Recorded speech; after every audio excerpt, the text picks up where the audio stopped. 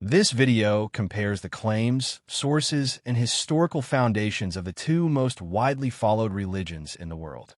Every person is free to hold their own beliefs, but ideas, especially religious claims, deserve to be examined. Truth is never afraid of questions.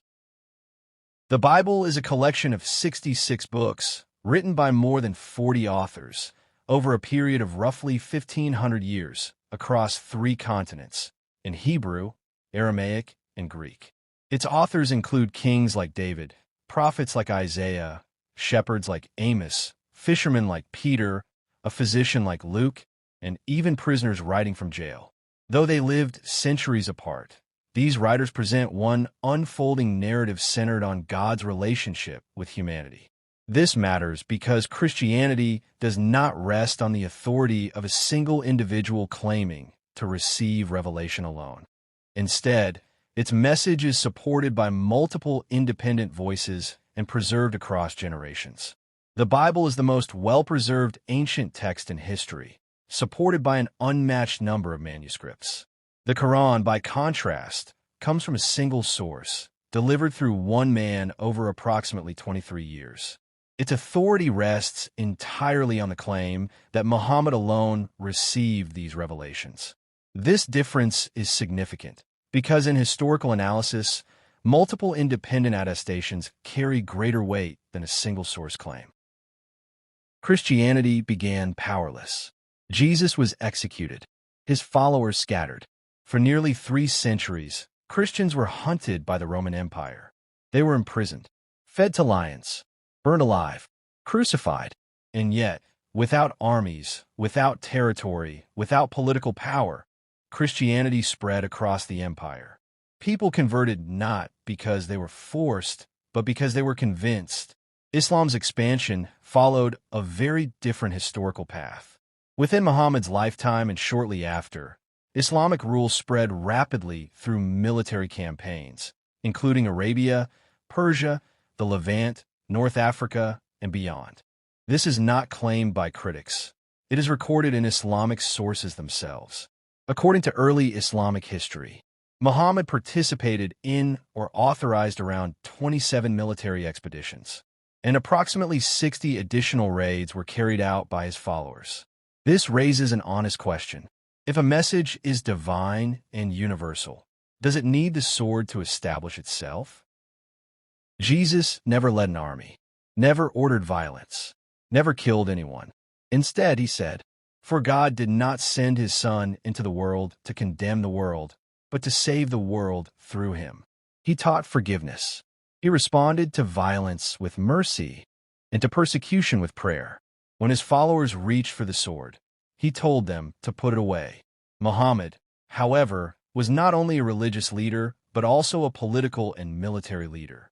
He led battles, ordered raids, and enforced punishments, facts preserved by Islamic historians, not enemies of Islam. This leads to an important question. What kind of example is being offered to humanity? One of the clearest ways to examine religious claims is to place their foundational texts side by side. If God is one, eternal, and unchanging, then his moral character should remain consistent. Yet when the Bible and the Quran are compared, striking differences emerge. The Bible presents God as truthful and unchanging in his nature. The Quran, however, describes God as the best of deceivers. These are not minor differences in wording, but fundamentally different moral attributes. In the New Testament, Jesus calls his followers to love their enemies and pray for those who persecute them. In contrast, the Quran contains commands to fight until religion belongs to Allah alone. The Bible instructs husbands to love their wives with self-sacrificial care. The Quran instructs husbands to use violence and separation in response to disobedience. The New Testament urges believers, as far as it depends on them, to live at peace with everyone. The Quran commands terror and violence against unbelievers. These passages do not merely reflect different historical contexts. They present 2 distinct moral visions, one centered on sacrificial love, forgiveness, and peace, the other including coercion, fear, and force. Biblical prophecy is one of the strongest pillars of Christianity. The Old Testament contains hundreds of prophecies written centuries before Jesus. His birthplace, his suffering, his execution, his resurrection. These texts existed long before Christianity, and Jesus fulfills them. In Islam, however, there are no clear, testable prophecies given by Muhammad that are later fulfilled and independently confirmed by history. More importantly, no earlier prophet foretold the coming of Islam. The Quran declares Muhammad a prophet, but only within the Quran itself. This creates a circular claim. The book proves the prophet, and the prophet proves the book. History records many false prophets who followed this same pattern. Men who claimed divine authority based on their own revelations. Figures such as Shabtai Tzvi and Joseph Smith all authenticated themselves by their own claims.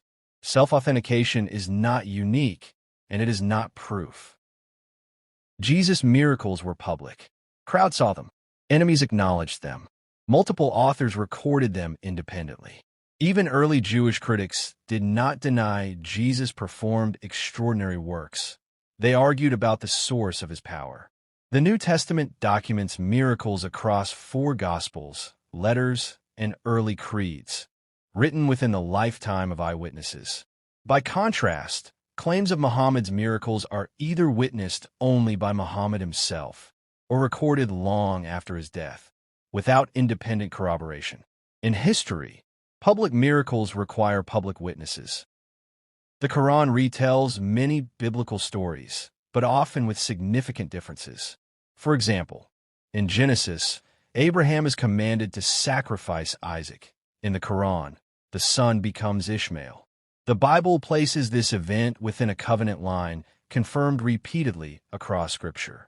The Quran also includes stories not found in the Bible, such as Abraham being thrown into fire, narratives that resemble later Jewish folklore, not Scripture. This raises a question. If God is one and unchanging, why do his revelations change core details? Truth does not contradict itself. The Bible does not grant Jesus personal privileges. It does not give him wives, exemptions, or special rights. Instead, it records his suffering, rejection, and death. The Quran, however, contains verses that grant Muhammad specific personal exemptions and privileges, particularly in Surah Al-Ahzab, where revelation addresses his personal life and grants him special permissions, including marital privileges not given to other believers. A revelation meant for all humanity should not revolve around the private advantages of one man. Christianity does not demand submission by force. It invites examination. Jesus does not ask for blind obedience. He invites trust based on truth. He says, "You will know the truth, and the truth will set you free." This is not about East or West, not about culture or politics. It is about who God is, and whether he conquers through power or redeems through love.